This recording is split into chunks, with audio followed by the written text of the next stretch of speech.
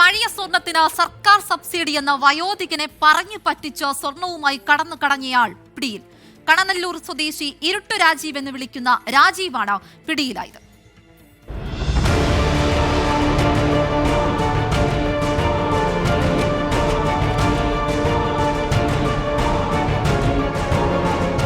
കഴിഞ്ഞ മാസം 8-ാം തീയതിയാണ് കേസിനാസ്പദമായ സംഭവം.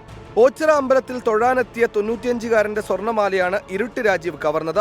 പഴയ സ്വർണം നല്ലതാണെങ്കിൽ ഗവൺമെന്റിൽ നിന്ന് 3000 രൂപ സബ്സിഡി കിട്ടുമെന്ന് പറഞ്ഞായിരുന്നു ആഭരണം കൈക്കലാക്കിയത്. 5 രൂപ എടുത്തുകൊടുത്ത് അപേക്ഷ എഴുതാൻ പേപ്പർ വാങ്ങിക്കൊണ്ടുവരാൻ വയോധികനെ വിട്ട ശേഷം രാജീവ് ആഭരണവുമായി കടന്നു കളയുകയായിരുന്നു.